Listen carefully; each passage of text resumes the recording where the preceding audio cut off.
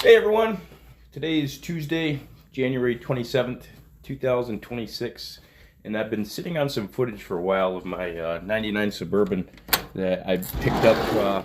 I got it sat in the field for 3 years with a blown up motor, and obviously it became a mouse nest and everything like that, but I picked it up for 800 bucks, and I got a bunch of footage on it, like I said, but I never edited it over the years. So today I'm going to take you guys back to October of 2024 when I picked this thing up here. Oop.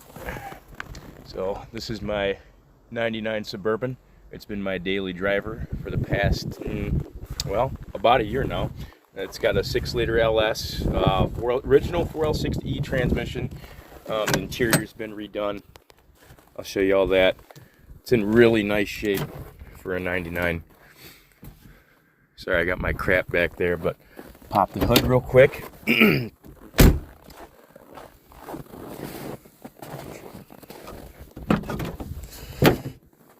My hood seal's falling down. That's funny, that does that on camera. But yeah, 6-liter LQ4. It's tuned, but really stock other than that.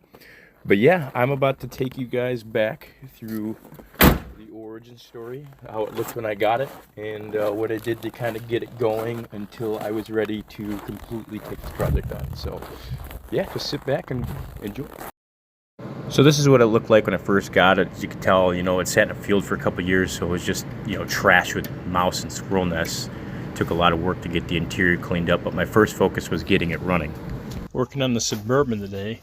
Just got her converted over to a 31S. Not really, because I don't think the hood's going to shut with this battery, but I can use it for right now to fire this thing up and move it. It actually turns over really good, so what I'm about to do is drop the oil pan. I ordered some rod bearings. They should be here today, so I'm going to drop the oil pan down and see if I can't roll some new rod bearings in there just to get this thing running enough to drive it around and, be able to move it. I just don't want it dead in the water. So this is what we got rigged up. Made some cables yesterday.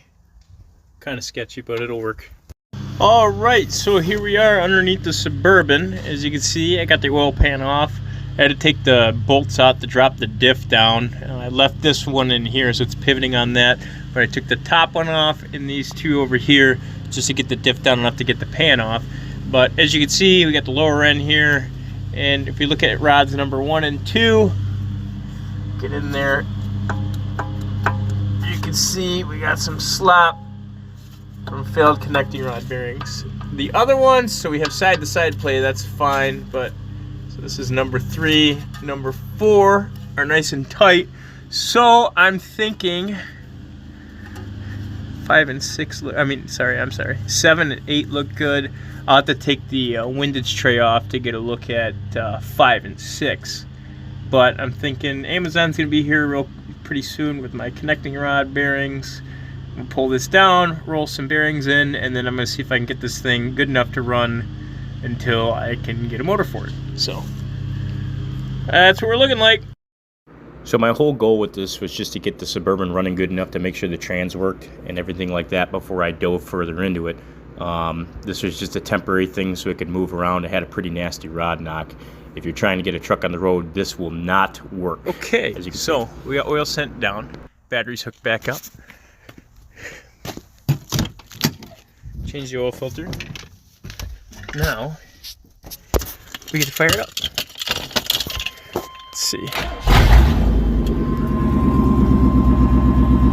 Waiting for oil pressure.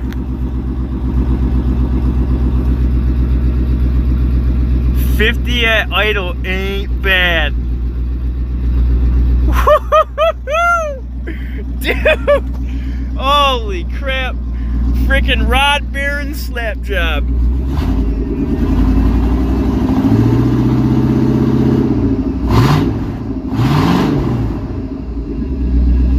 Somebody stole the cats off this thing, so it's a little loud. I can't believe that worked.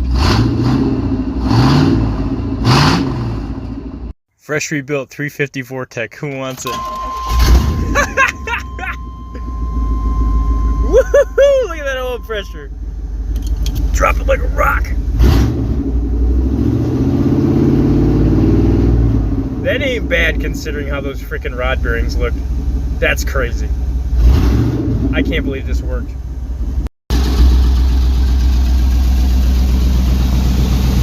She's running. Somebody stole a cat, so this thing's pretty loud.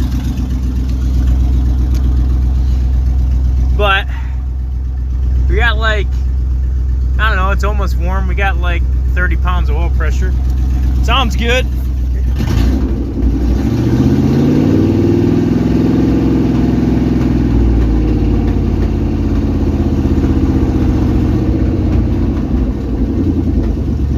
A little bit of bang poom pow there, but she's holding wind.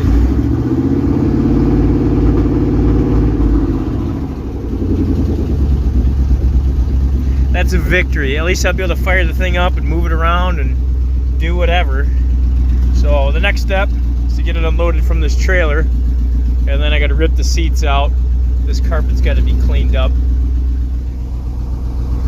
Came clean, decent, just vacuuming up, but you could tell there's stains everywhere. And like I said, there's mice that got in here. So I'm gonna pull the carpet, power wash it out, but 800 bucks for a running rust-free Suburban. You can't beat that with a wooden stick. Here's that first drive up to the gas station. This thing ran absolutely terrible, but it did go through all the gears, and that's, I don't know, it drove fine. Front end seemed okay, and that's really all I cared about at the time. Never figured out why it ran bad, but I didn't really drive it that far anyway, so it made it. Well, I drove for a little bit. Oil pressure dropped down pretty good, down to about 5 pounds at idle, 10, 20 pounds going down the road. So I brought it back. There's shit smoking everywhere. What's going on over here? Oh yeah, we got a power steering leak. Yep. So you got to take care of that. And there's a walnut wedged between the exhaust manifold here, about to catch on fire.